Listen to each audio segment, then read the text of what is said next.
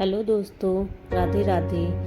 आज की कहानी की शुरुआत करते हैं जिसका नाम है एकादशी व्रत। उत्पत्ति, महत्व और पौराणिक कथाएं। सनातन धर्म में व्रतों का विशेष महत्व है और उनमें भी एकादशी व्रत को सर्वोच्च स्थान प्राप्त है। भगवान विष्णु की कथा पाने का यह पावन दिन हर माह 2 बार आता है और मोक्ष का मार्ग प्रशस्त करता है। आज की इस वीडियो में जानेंगे एकादशी व्रत की पौराणिक उत्पत्ति, महत्व, विभिन्न एकादशियों की कहानियाँ और व्रत की विधि। अंत तक हमारे साथ जुड़े रहें और इस दिव्य कथा का आनंद लें। प्राचीन काल की बात है, क्षीर सागर में भगवान विष्णु शेषनाग पर विश्राम कर रहे थे। तभी वहाँ मुर नामक एक राक्षस उत्पन्न हुआ जिसने देवताओं को परास्त कर स्वर्ग पर अधिकार कर लिया। देवताओं ने भगवान विष्णु से प्रार्थना की। भगवान ने मुझसे युद्ध किया, लेकिन मुर की शक्ति अद्भुत थी। युद्ध कई वर्षों तक चलता रहा। युद्ध के दौरान भगवान विष्णु योग निद्रा में चले गए।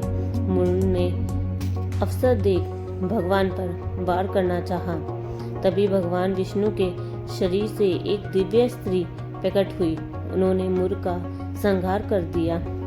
भगवान विष्णु जागे और प्रसन्न होकर बोले, तुम कौन हो? वह बोली, मैं एकादशी हूँ, आपकी शक्ति। भगवान ने उन्हें वरदान दिया कि जो भी तुम्हारे दिन व्रत करेगा उसे मोक्ष की प्राप्ति होगी। इसी दिन से एकादशी व्रत की परंपरा आरंभ हुई। एकादशी व्रत का महत्व और लाभ।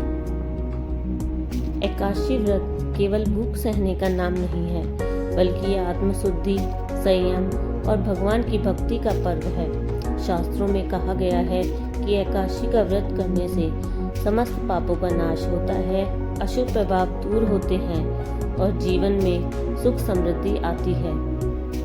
इस व्रत के पालन से न केवल आत्मा पवित्र होती है, बल्कि तन और मन भी स्वस्थ रहता है।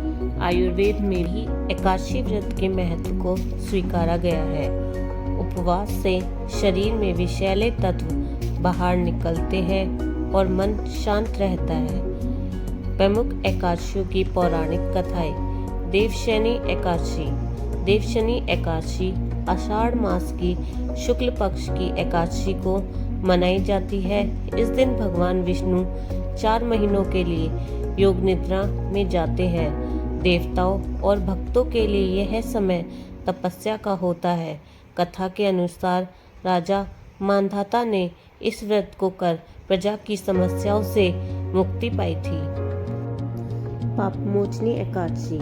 इस एकादशी का व्रत पापों से मुक्ति दिलाने वाला है। जयवंत ऋषि के पुत्र मेधावी एक अप्सरा के प्रेम में पड़ गए और वर्षों तक तपस्या भूल बैठे।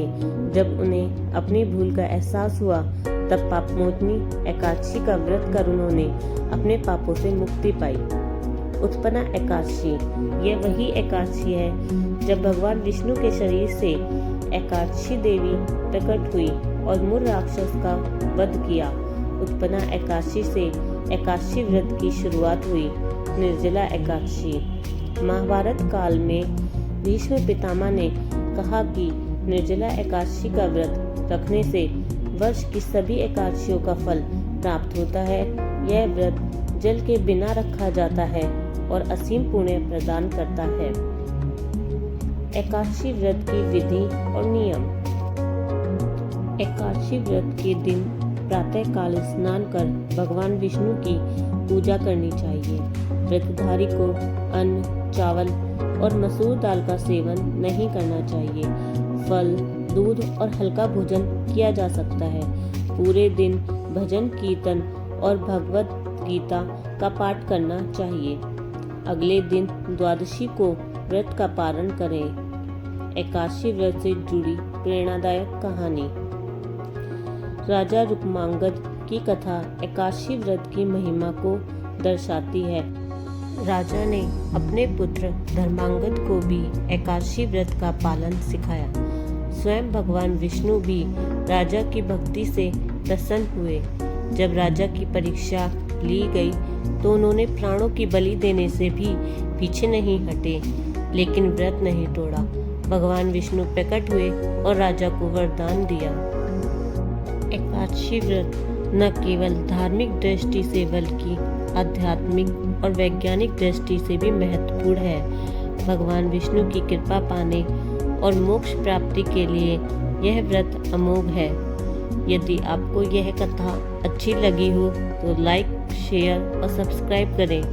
अगले वीडियो में फिर मिलेंगे एक नई पौराणिक कथा के साथ। जय श्री हरि।